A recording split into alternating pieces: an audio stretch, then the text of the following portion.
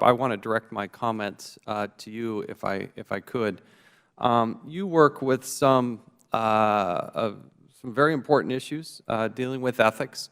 You work with some 4,500 ethics officials in more than 130 different agencies. I want to focus on honorarium, particularly as it relates to public appearances and speaking. Can a government official act as an official agent for a charity or a foundation? There's no specific prohibition on the types of outside employment you can have in that regard, but we have to distinguish between the type of government official we're talking about. If it's a Senate-confirmed position, can you act as an agent for a foundation? Certainly not for pay, and certainly not as a representative to the government. There is an outside earned income prohibition in a longstanding executive order, so they can't earn honoraria, and they can't represent anyone back to the government. So it would have to be an outside activity where they would speak for free. But they can't. But what if there is compensation to a foundation? A government official themselves, I could not speak for any compensation without violating the earned income ban, even if they subsequently donated it to someone else. What if somebody went and spoke, and then that money was directed or given to a foundation? Right. Do they have to disclose that? The disclosure depends on whether the money was paid to them as an individual speaker and then they chose to donate it to a charity, or whether you're acting as an agent of some sort of charity. A comparable example would be, for instance, if you were working for a car dealership and you sold a car, you would not report the income from the sale of the car because that's income of the car dealership. So let's go back. Can you be an agent, a Senate-confirmed person, can they be an agent of a foundation? Not if they're representing the foundation to the federal government, but there's no legal prohibition on serving as an agent for an outside entity in an outside activity. Do you have to disclose that?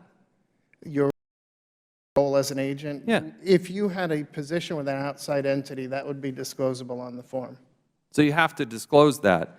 I want to bring up that there's been a lot of controversy with Secretary Clinton and the lack of candor in her financial disclosures. I'll go back to Wall Street Journal article here in May of this year. The spokesperson, Mr. Salamone, who works for you, commented directly on that case. Did you review that case? I'm hoping I'm remembering the correct one. The one I recall was a question not about Secretary Clinton's speaking activities, but about her husband, the former president's speaking activities. In that case, the question Mr. Salamone was asked, if I'm recalling correctly, was would she be required to report honoraria paid in compensation for his speaking if he was acting as an agent for a foundation as opposed to acting in a personal capacity? And Mr. Salamone correctly answered, consistent with our longstanding view of government financial disclosure requirements, that that would not be required to be disclosed if he was acting as an agent for the foundation, in contrast to a situation where he went out on his own, gave a speech, and then donated the funds to a charity. How could he not be an agent for the Clinton Foundation? Well, it's under his own name. I think our understanding was he was an agent, so that's why it was not required to be disclosed. So where is that found in the rules? The statute is a very long, very detailed statute. I have it in front of me, and I went on your website. Here's what your website says.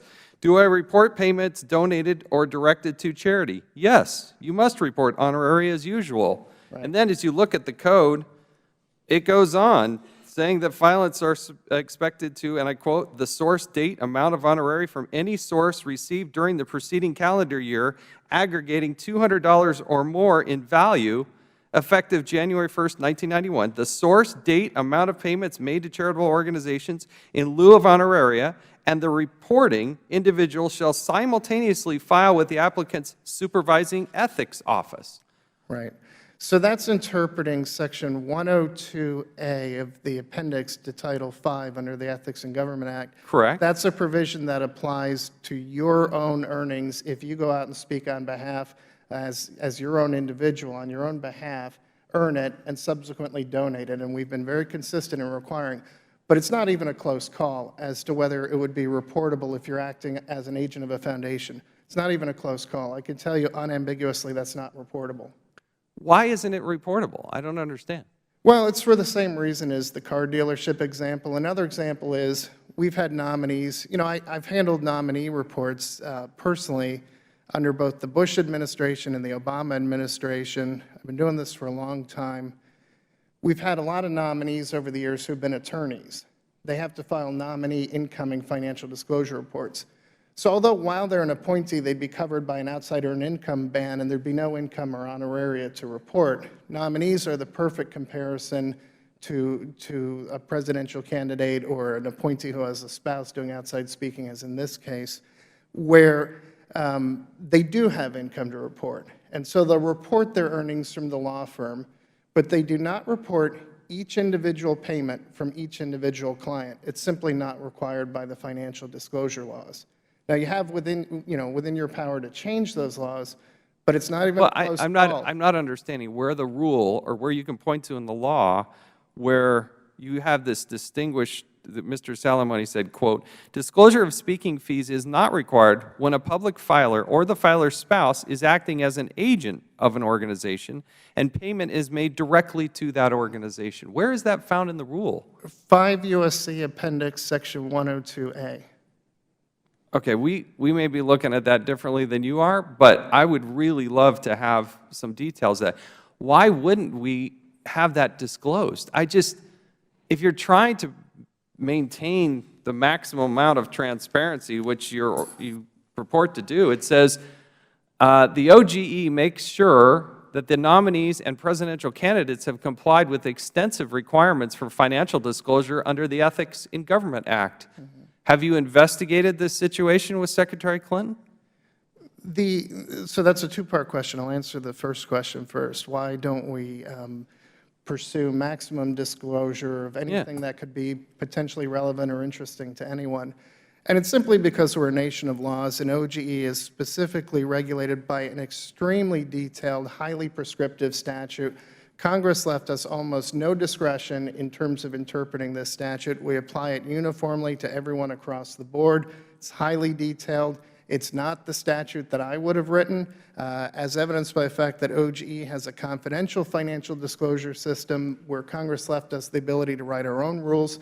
We wrote very different rules for those. But we are bound by the laws as they're written.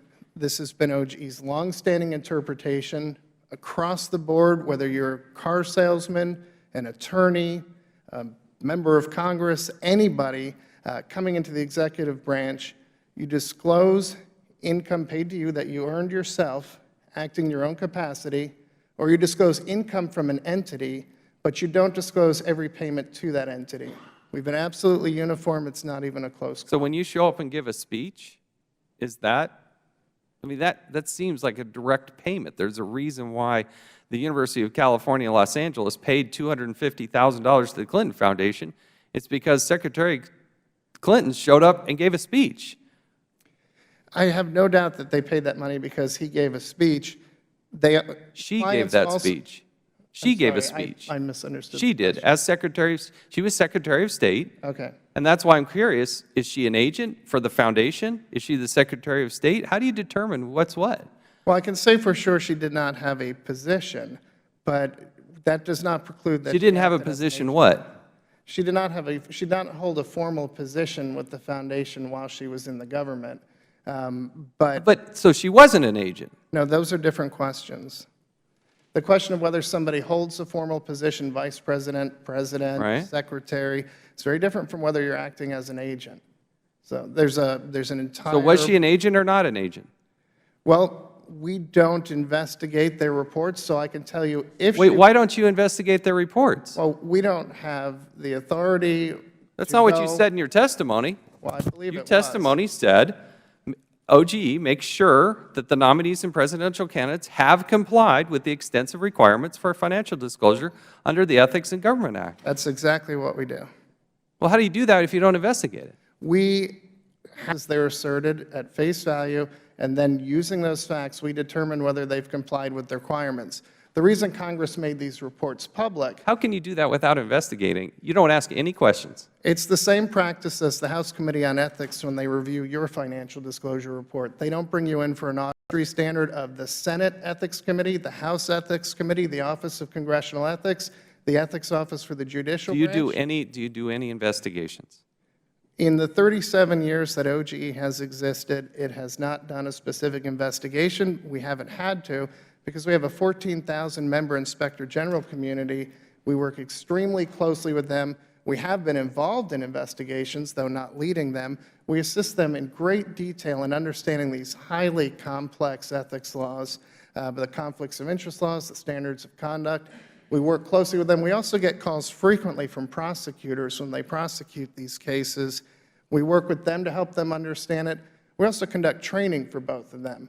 So as I said, OGE is part of a larger framework for integrity in the executive branch. We have our role to play, which is strictly laid out by statute, and we adhere to our role, but it's one important piece in a framework consisting of multiple executive branch entities. And I'm just suggesting that you're just shuffling paperwork. If you're just taking everything at face value and then reprinting it and putting it up on the shelf, what good are you? You're not really, why should we even have you if you're not going to actually review them, hold people accountable, and do any investigation? I mean, what is it that they would actually do? Let me read what you had written. This is your testimony today. OGE makes sure that the nominees and presidential candidates have complied with the extensive requirements for financial disclosure under the Ethics in Government Act. These requirements are highly complex and ensuring full compliance is labor-intensive. OGE's goal with regard to a nominee's disclosure is to ensure that the Senate receives a complete accounting of relevant financial interests in order to facilitate its advice and consent role in considering the President's nominees. The goal as to a presidential candidate is to provide the electorate with similar information. That's a bit of a stretch, isn't it? It's not a stretch at all. This is highly You do no investigations. We You don't look, I question, Mr. Chairman, why we have such an agency, because if they're just taking it at face value and then putting it in a file, what if you saw something that was askew? In the Wall Street Journal said that Secretary Clinton's disclosure, not included in the disclosure, were payments for at least 5 speeches that Mrs. Clinton directed to her family's foundation. So, unfortunately, the House is not involved in our Senate confirmations work, so you're not as familiar with it's it. a presidential candidate is different. There is no Senate confirmation. Right. We understand that. Well, it was a multi-part question. I was answering the earlier question about what we do with nominees. We do extensive. I'm asking about presidential candidates, and there's a lot of controversy swirling around here. And you're trying to parse words by saying, well, if you're an agent, you have to disclose. If you're not an agent, you don't have to. I don't know how you distinguish whether somebody's an agent or not. Because on the one hand, the foundation's in Secretary Clinton's name. On the other hand, she definitively, according to you, is not an agent of a foundation, or she doesn't have a title within that organization. I don't know what good you are if you don't do this kind of work. That's an incorrect characterization of my statement. I did not hold a formal position with them. Those are two different things. Your question about how you determine whether someone's an agent, there's an entire body of law in the law of agencies that's well established in the common law. So do you, I've gone way over my time. In the case of Secretary Clinton, speaking, for instance, at UCLA, did you do any sort of investigation to figure out whether or not she was an agent?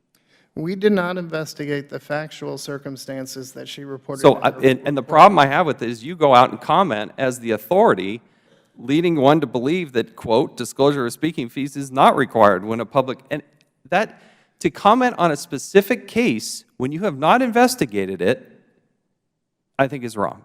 We reported on the legal requirement, and you've compared factual analysis with legal analysis. We have to take the facts at face value. That's why the reports are public, so that they can be challenged. This is a good decision for the public to have. It's a good conversation. It is good information to have. For Congress to have. But our role is legal in this respect. We can tell you that if the facts are that they're an agent, the information is not disclosable on Part A of the form. Help us understand what an agent actually is. An agent? Yeah. An agent is someone who acts on behalf of another. That's the simplest statement. The body of law fills treatises, but the simplest statement is someone acting on behalf of another. So it says, quote, "The rule is different when the speaking is done in a personal capacity and the fees are directed or donated to a charity, in which case disclosure would be required." These are the same rules that apply to members of Congress and to senators and to presidential appointees. Don't confuse your branches here for a second. Okay, we're talking about executive here. There's one statute that applies to all three branches. Congress has been very firm in wanting parity among the branches, so they passed only one statute that's applicable to all three branches. We have regular meetings with our colleagues in the House and Senate and the Judicial Ethics Office to make sure we're all on the same page and we're interpreting these. We have a regular three-branch forum. It's three branches, but it's actually four. You also have the Office of Congressional Ethics. We meet as a group. We talk about the interpretations of laws and regulations. And OGE has a great deal more experience than they do simply because we handle a much higher volume. So we often take the lead in helping others to understand how we interpret it. You shuffle paperwork. There's no consequence. There's no accountability. There's no review, and there's no investigations. Why do we need you? If the law is crystal clear, well, if you're an agent, you don't have to disclose. If you're not an agent, you do have to disclose. Your name's on the foundation, and yet they weren't disclosed. Does that really add up to you? So I don't think we just push paper. The work of reviewing these financial disclosures What do you do when you highly review it? labor-intensive. Is there an analysis? There is an intensive analysis of every non. And where is the conclusion of that analysis? The conclusion is the certification by the Director of the Office of Government Ethics or the Chair of the Senate Ethics Committee or the Chair of the House In the Ethics case of a Committee. presidential candidate, do you certify I certify something? the reports, and I can tell you there isn't a major party candidate whose reports we didn't require substantive changes on.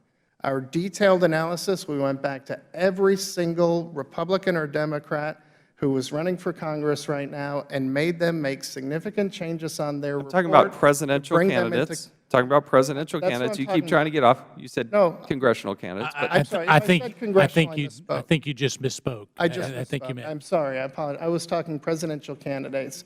There isn't a major party candidate whose reports we haven't gone back to, and it's a very intensive back and forth process. We ask them questions. We say, have you fully disclosed this? Is there more information about this? Do you understand that the law requires that?